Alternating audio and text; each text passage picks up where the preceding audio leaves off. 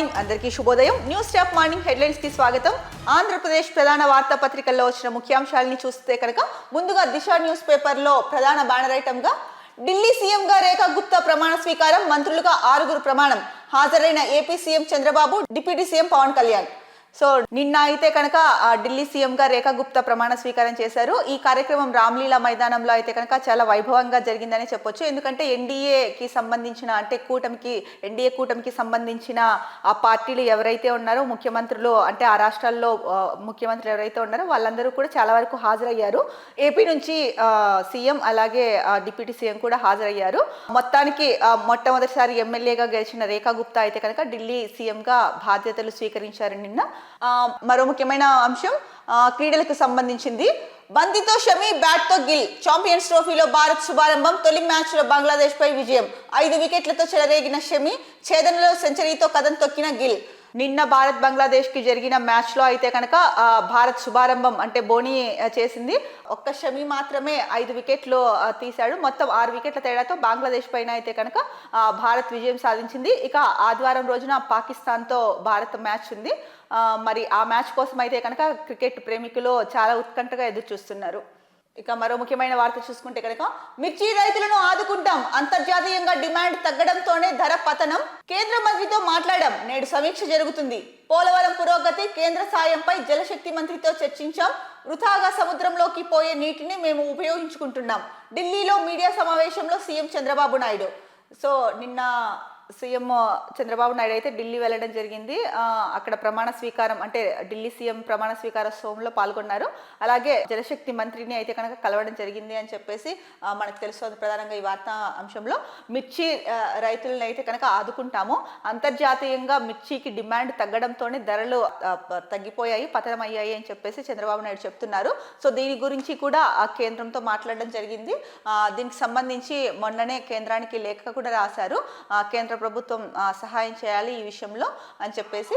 ఈ నేపథ్యంలోనే అంటే మరో మాట కూడా చెప్పారు సీఎం.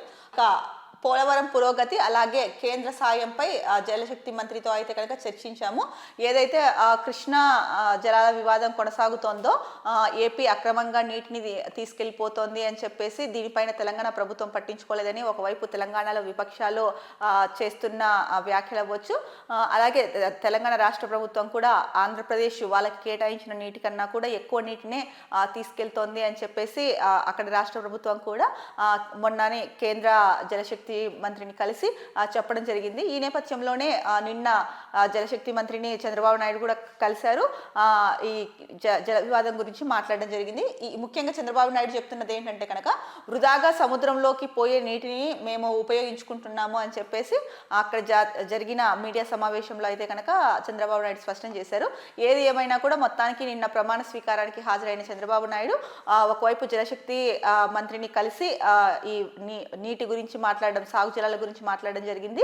అలాగే కేంద్ర సాయం గురించి కూడా అడగడం జరిగింది. ఇక మిర్చి రైతులను ఆదుకోవాల్సిన అవసరం ఉంది అని కూడా కేంద్రాన్ని అయితే కోరారు. మరి దీనిపైన అయితే కనుక ఇవాళ అంటే సమీక్ష జరుగుతుంది అని చెప్పేసి నిన్న కేంద్ర మంత్రితో ఏదైతే మాట్లాడారో దానిపైన ఇవాళ సమీక్ష ఉంటుంది అని కూడా చెప్తున్నారు. ఇక మరో ముఖ్యమైన అంశం చూసుకుంటే కనుక తిరుమల కొండపై మరోసారి ఎగిరిన విమానం. నిషేధం ఉన్నప్పటికీ తరచూ కనిపిస్తున్న విమానాలు, ఆందోళన వ్యక్తం చేస్తున్న భక్తులు. సో తిరుమల కొండపైన అయితే కనుక విమానాలు వెళ్ళడానికి లేదు అన్నది ఎప్పటి నుంచో ఉంది, ఇప్పుడు కొత్తగా కాదు. కాకపోతే ఈ మధ్య కాలంలో తరచూ తిరుమల కొండపై నుంచి అంటే విమానాలు వెళ్ళడం కనిపిస్తోంది. దీనివలన భక్తులు అయితే కనుక ఆందోళనకు గురవుతున్నారు. మరి నిషేధం ఉన్నప్పటికీ కూడా విమాన రాకపోకలు అంటే విమానాలు కనిపిస్తూ ఉన్నాయి. ఎందుకు దీనిపైన ఇంకా అంటే చర్యలు తీసుకోవట్లేదు అన్నది కూడా భక్తుల్లో ఉన్న ఆందోళన, ప్రశ్న. ఎందుకంటే ఈ మధ్య కాలంలో కనుక మనం చూసుకుంటే వార్తా కథనాలు తిరుమల కొండపై నుంచి విమానాలు వెళ్తున్నాయి అన్న వార్తలు అయితే ఎక్కువగా కనిపిస్తున్నాయి. మరి ఈ నేపథ్యంలోనే మరోసారి ఇంకొక విమానం కూడా వెళ్ళింది అని చెప్పేసి ప్రధానంగా ఇచ్చారు. మరి నిషేధం ఉన్నా కూడా తరచూ ఇలా విమానాలు వెళ్ళడం వెనుక ఆంతర్యం ఏంటి? మరి దీనిపైన ఎవరు స్పందించకుండా లేకపోతే దీనిపైన ఎటువంటి చర్యలు తీసుకోవాలి అనేసి అంటే ఏమి చేయకోకుండా ఎందుకు కామ్గా ఉన్నారని కూడా కొంతమంది భక్తులు అయితే కనుక అడుగుతున్నారు. దీనిపైన అంటే ఏదైతే విమానాలు తిరుమల కొండపైన నిషేధం ఉన్నప్పటికీ కూడా వెళ్తున్నాయో ఈ విషయం పైన అయితే కనుక భక్తులు కొంత ఆందోళన వ్యక్తం చేస్తున్నారు. ఇక మరో వార్త చూసుకుంటే కనుక ఇది నిన్న ప్రమాణ స్వీకారానికి ఏపీ నుంచి సీఎం డిప్యూటీ సీఎం వెళ్ళారు. ఈ నేపథ్యంలో మోడీ అందరితో అంటే ఎన్డీఏ కూటమిలో భాగస్వాములు ఎవరైతే ఉన్నారో వాళ్ళందరితో మాట్లాడుతూ అలాగే ఏపీ సీఎంతో కూడా చాలా స్నేహపూర్వకంగా మాట్లాడారు. ఇక డిప్యూటీ సీఎం పవన్ కళ్యాణ్తో అయితే కనుక అంటే తను కాషాయ వస్త్రాల్లో ఉన్నారు కదా, ఈ నేపథ్యంలో మోడీ అయితే కనుక కొంచెం సరదాగా చమత్కారంగా మాట్లాడడం జరిగిందని చెప్పేసి ఒక వార్త అయితే కనుక ఇచ్చారు. సో మోడీ మాట్లాడిన ఆ మాటలు అయితే కనుక అందరి దృష్టిని ఆకర్షించాయని కూడా చెప్తున్నారు. దీనికి సంబంధించి ఒక చిన్న న్యూస్ ఐటమ్ ఇచ్చారు, అది ఒకసారి చూసుకుందాం. ప్రధాని మోడీ పాలనాధ్యక్షుడే మాత్రమే కాదు, చమత్కారి కూడా. చాలా తక్కువ సార్లే అయినా సమయస్ఫూర్తితో జోకులు వేస్తుంటారు. ఢిల్లీ నూతన ముఖ్యమంత్రిగా రేఖా గుప్తా ప్రమాణ స్వీకారంలోనూ ఇలాంటి సన్నివేశం ఒకటి కనిపించింది. గురువారం రామ్లీలా మైదానం వేదికగా జరిగిన ఈ కార్యక్రమంలో మోడీతో పాటు ఎన్డీఏ పార్టీల ముఖ్యమంత్రులు నేతలు పాల్గొన్నారు. ఏపీ సీఎం చంద్రబాబు నాయుడుతో మోడీ స్నేహపూర్వకంగా మాట్లాడారు. డిప్యూటీ సీఎం పవన్ కళ్యాణ్తో చేసిన సరదా సంభాషణ ఇప్పుడు అందరి దృష్టిని ఆకట్టుకుంటోంది. కాషాయ వస్త్రాలు ధరించి వచ్చిన పవన్ ని చూసి ఏంటి హిమాలయాలకు ఏమైనా వెళ్తున్నావా అంటూ మోడీ జోకులు వేశారు. ఈ విషయాన్ని పవన్ స్వయంగా మీడియాకు వెల్లడించారు. సో కాషాయ వస్త్రాలు ధరించి వెళ్ళారు కాబట్టి ప్రమాణ స్వీకారోత్సవానికి సరదాగా మోడీ అయితే కనుక ఏంటి హిమాలయాలకు వెళ్తున్నావా అని చెప్పేసి కొంచెం అంటే అక్కడ జరుగుతున్న సీఎం ప్రమాణ స్వీకారోత్సవ కార్యక్రమంలో అయితే కనుక చమత్కారంగా మాట్లాడి అందరినీ కాసేపు సరదాగా నవ్వించడం అయితే జరిగింది అన్నట్టు ఈ వార్తలో మనకి తెలుస్తోంది. మరో ముఖ్యమైన వార్త, 24 నుంచి అసెంబ్లీ బడ్జెట్ సమావేశాలు, 28న బడ్జెట్ ప్రవేశపెట్టనున్న ఆర్థిక మంత్రి. కూటమి ప్రభుత్వం ఏర్పడిన 8 నెలల తర్వాత పూర్తి స్థాయి బడ్జెట్.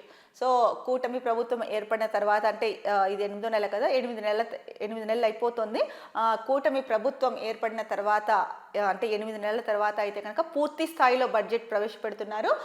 ఈ నెల 24 నుంచి అసెంబ్లీ సమావేశాలు ఉంటాయి. 28వ తారీఖున అయితే కనుక బడ్జెట్ ప్రవేశపెడుతున్నారు. మరి ఈసారి పూర్తి స్థాయిలో ప్రవేశపెట్టబోయే బడ్జెట్లో వేటికి ప్రాధాన్యం ఇస్తున్నారు, వేటికి ఎంత నిధులు కేటాయిస్తున్నారు అనేది అయితే కనుక కొంత ఆసక్తికరంగా మారింది. ఇక మరో ముఖ్యమైన న్యూస్ చూస్తే కనుక వంశీకి హైకోర్టులో చుక్కెదురు, ముందస్తు bail petition dismiss. Gannavaram TDP కార్యాలయంపై దాడి కేసులో కీలక పరిణామం. గన్నవరం టీడీపీ కార్యాలయం పైన దాడి కేసు అవ్వచ్చు, అలాగే ఎస్సీ ఎస్టీ అట్రాసిటీ కేసులు, ఇలా పలు కేసులు వంశీ మీద నమోదయ్యాయి. ఆయన అరెస్ట్ చేయడము ఇదంతా 14 రోజుల పాటు జ్యుడిషియల్ రిమాండ్ విధించడం ఇదంతా మనకు తెలిసిన విషయమే. సో ఈ నేపథ్యంలోనే దీనికి ముందు వంశీ హైకోర్టులో అయితే కనుక ముందస్తు బెయిల్కి పిటిషన్ పెట్టుకున్నారు. కాకపోతే హైకోర్టు దాన్ని డిస్మిస్ చేసింది. ఇది ఒక రకంగా చెప్పాలంటే వంశీకి నిజంగానే హైకోర్టులో చుక్కెదురైంది. ఇంకా హైకోర్టు డిస్మిస్ చేసినప్పుడు పిటిషన్ని సో జ్యుడిషియల్ రిమాండ్ పెంచుతారా 14 రోజుల నుంచి ఇంకా పెంచుతారా, లేకపోతే ఎలాంటి చర్యలు తీసుకుంటారో అన్నదైతే కనుక ఇప్పుడు వల్లభనేని వంశీ ఎవరైతే ఉన్నారో ఆయన్ని అంటే అభిమానిస్తున్న వారిలో కానీ వాళ్ళ కుటుంబ సభ్యుల్లో కానీ అలాగే వైఎస్ఆర్సీపీ పార్టీలో కూడా చాలా మందిలో ఒక రకమైన అంటే కొంత ఆందోళన నెలకొందనే చెప్పొచ్చు. మరి చూడాలి ఏం జరుగుతుంది అన్నది. సో మరో ముఖ్యమైన వార్తాపత్రిక ఆంధ్రజ్యోతిలో చూస్తే కనుక ఆంధ్రజ్యోతిలో ప్రధాన వార్తాంశము, కరెంటు ఛార్జీల పెంపు లేదు, 12,632 కోట్ల సబ్సిడీకి ప్రభుత్వం ఓకే, అందుకే ఛార్జీలు పెంచడం లేదు. ఏపీ ఈఆర్సీ ఇన్ఛార్జి చైర్మన్ వెల్లడి. 3 డిస్కంల రాబడి 44,323 కోట్లు, వ్యయం అంచనా 57,544 కోట్ల రూపాయలు. వ్యత్యాసాన్ని భరించేందుకు సర్కార్ హామీ. కర్నూలులో 2025-26 టారిఫ్ విడుదల. తొలిసారి గంటల వారీగా విద్యుత్ కొనుగోలుకు కీలక నిర్ణయం. ఈవీలకు యూనిట్ ధర ₹6.70. సో ఏపీ ప్రజలకైతే కనుక ఇది గుడ్ న్యూస్ అండి. ఈసారి అయితే కనుక కరెంటు ఛార్జీల పెంపు లేదు అని చెప్పేసి చెప్పారు. సో ఏపీ ప్రజలకైతే కనుక ఇది నిజంగా శుభవార్త.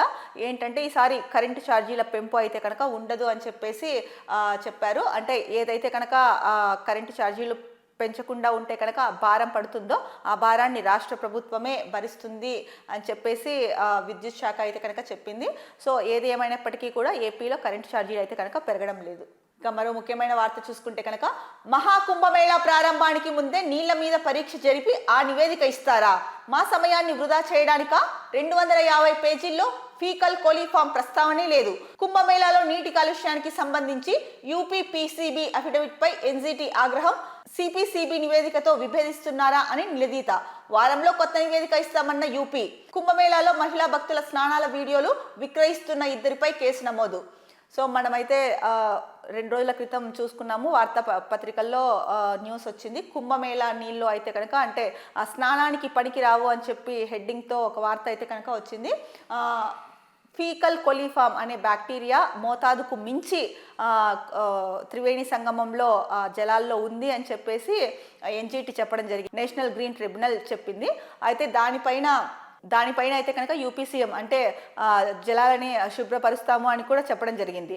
అయితే దానికి సంబంధించి నివేదిక అయితే కనుక ఒకటి సబ్మిట్ చేశారు. కానీ ఆ నివేదిక మహాకుంభమేళా ప్రారంభానికి ముందే నీళ్ళ మీద పరీక్ష జరిపింది ఇస్తారా అని చెప్పేసి ఎన్జిటి అయితే కనుక ఆగ్రహం వ్యక్తం చేసింది. దీనిపైన అంటే మీరు ఇలా ఇవ్వడంలో ఉద్దేశం ఏంటి, మా సమయం వృధా చేస్తున్నారా? 250 పేజీల నివేదిక ఫీకల్ కొలిఫామ్ అనేది ప్రస్తావన రాలేదు ఎక్కడే కానీ. మరి అలాంటప్పుడు అంటే మీరు సో ముఖ్యంగా ఎన్జిటి చెప్తున్నది ఏంటంటే కనుక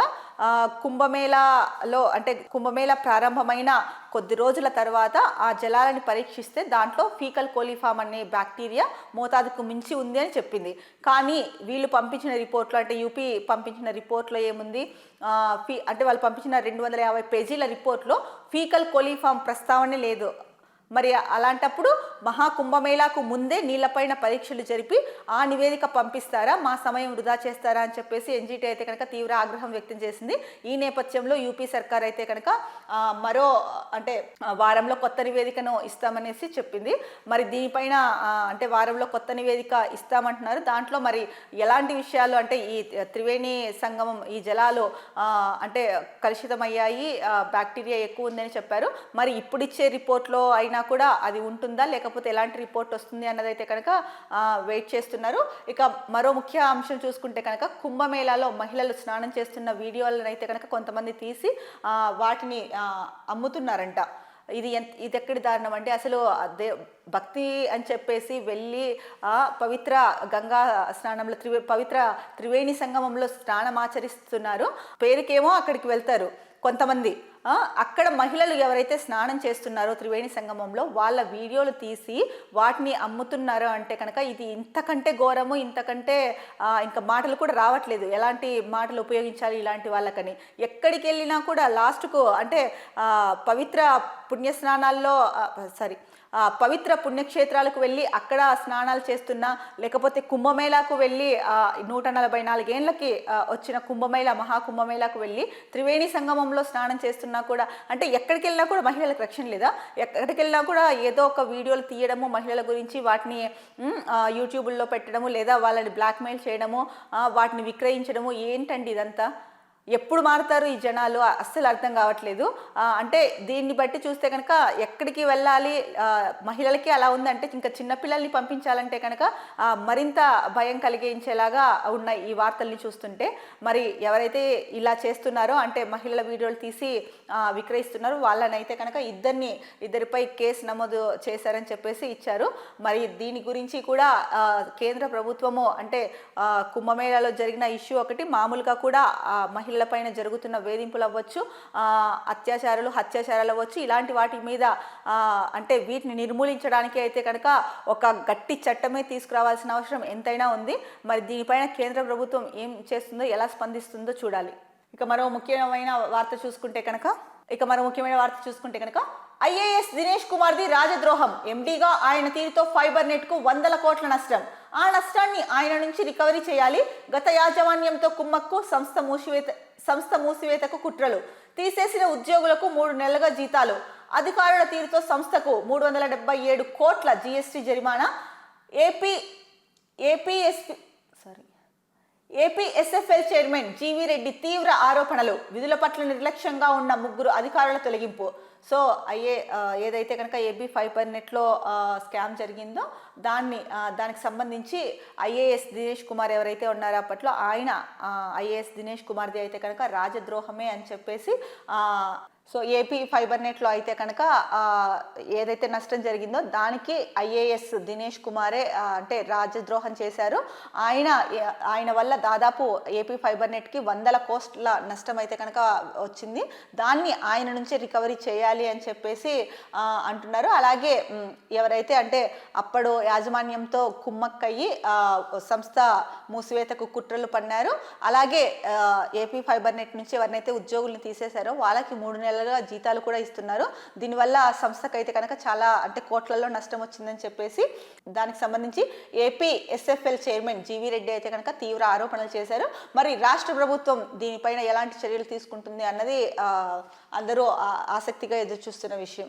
మరో ముఖ్యమైన వార్త, పంచాయతీలకు ఆర్థిక స్వేచ్ఛ, కూటమి హయాంలో అందుతున్న నిధులు, వడివడిగా సాగుతున్న అభివృద్ధి పనులు, జగన్ పాలనలో పల్లెల సొమ్ము విద్యుత్కు, ఇష్టానుసారంగా పల్లె నిధుల దారి మళ్లింపు, ఆర్థిక సంఘం ఇచ్చే సొమ్ములు ఉచితాలకు, తాము అధికారంలోకి వస్తే పల్లె నిధులు నేరుగా పంచాయతీలకు ఇస్తామన్న కూటమి పగ్గాలు చేపట్టాక సర్పంచ్ల ఖాతాలకు జమ. సో పంచాయతీలకు అయితే కనుక ఆర్థిక స్వేచ్ఛ వచ్చేసింది అని చెప్పేసి ప్రధానంగా వార్త ఇచ్చారు. ఇక కూటమి హయాంలో అంటే ఏదైతే కనుక కూటమి ప్రభుత్వం వచ్చిందో వాళ్ళు చెప్పిన మాట ప్రకారము అయితే కనుక పంచాయతీలకు నిధులు ఇస్తామని అది నిలబెట్టుకున్నారు. దాని ప్రకారమే కూటమి హయాంలో పంచాయతీలకు అందుతున్న నిధులు అని చెప్పేసి ప్రధానంగా వార్త ఇచ్చారు. ఇక్కడ అలాగే అంటే జగన్ పాలనలో అయితే కనుక పల్లెల సొమ్ముని విద్యుత్కి కేటాయించారు. అలాగే ఇష్టానుసారంగా పల్లె నిధులను అయితే కనుక దారి మళ్లించారని చెప్పేసి చెప్తున్నారు. ఏది ఏమైనప్పటికీ కూడా కూటమి ప్రభుత్వం పగ్గాలు చేపట్టాక సర్పంచ్ల ఖాతాలకి అయితే కనుక పంచాయతీలకు సంబంధించి ఏదైతే నిధులు ఇవ్వాల్సి ఉంటుందో వాటిని జమ చేశారు అని చెప్పేసి ప్రధానంగా వార్త ఇచ్చారు. మరో ముఖ్యమైన వార్తాపత్రిక ఈనాడులో చూసుకుంటే కనుక రాష్ట్ర ప్రజలందరికీ ఉచిత ఆరోగ్య బీమా, 6 గంటల్లోనే చికిత్సకు అనుమతి, వేగంగా చెల్లింపులు, ఒక్కో కుటుంబానికి ఏడాదికి 25 లక్షల విలువైన వైద్య సేవలు, సిద్ధమైన ప్రతిపాదనలు. సో ఆరోగ్య రంగం పైన అయితే కనుక రాష్ట్ర ప్రభుత్వం ప్రధానంగా దృష్టి కేంద్రీకరించిందని చెప్పొచ్చు. దీనికి సంబంధించిన న్యూస్ చూసుకుంటే కనుక రాష్ట్రంలోని ప్రజలందరికీ ఉచిత ఆరోగ్య బీమా పథకాన్ని వర్తింపజేసేలా ప్రతిపాదనలు సిద్ధమయ్యాయి. వీటిపై త్వరలో ఉన్నత స్థాయిలో జరిగే సమీక్ష సమావేశంలో చర్చించి అధికారిక నిర్ణయాన్ని తీసుకోనున్నారు.